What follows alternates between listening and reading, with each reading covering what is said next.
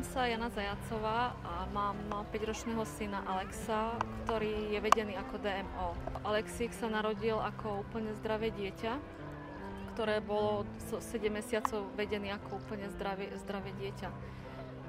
Keďže sa mi nepáčilo, že Alexík v pol roku nesedel, nedvíhal sa na nožičky, hlavičku nedržal, pýtala som sa od detskej lekárky na odborné vyšetrenie k neurologovi. Po návšteve neurologa, kde mi pani neurologička, pani doktorka povedala, že Alexík bude mentálne akože zaostalé dieťa, ktoré nebude nikdy ani sedieť, myslela som, že sa mi zrúti celý svet. Bolo to pre nás veľmi ťažké. Začali sme cvičiť Vojtovú metódu.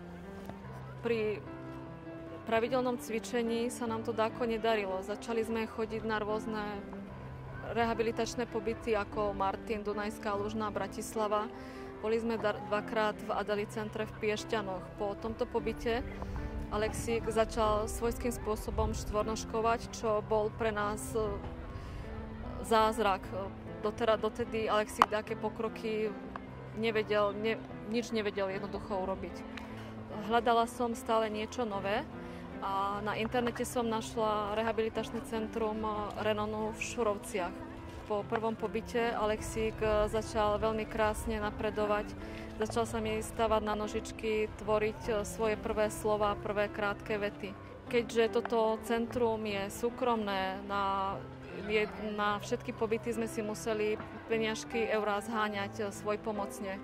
Zo začiatku nám pomohla rodina, známi, potom sme si zobrali na to spotrebný úver, dakedy dobrí ľudia neznámi nám pomohli, ktorým veľmi pekne ďakujem. Z Alexíka sa stáva úplne úžasný človečik, ktorý sa stavia na nožičky a má veľkú chuť chodiť. V poslednom čase veľmi často opakuje, že ja budem chodiť, ja chcem chodiť. Alexík napreduje a máme velikánsku šancu, že on sa na tie nožičky postaví a bude sám chodiť.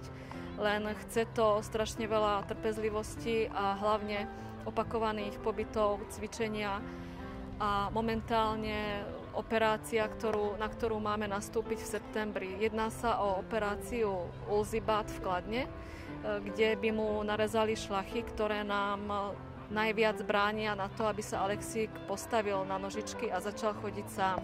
Musíme si zohnať peniaze na operáciu sami. Ja verím tomu, že budeme chodiť. Myslím si, že už nám treba len krôčik k tomu, aby sa postavil na tie nôžky a začal sám kráčať.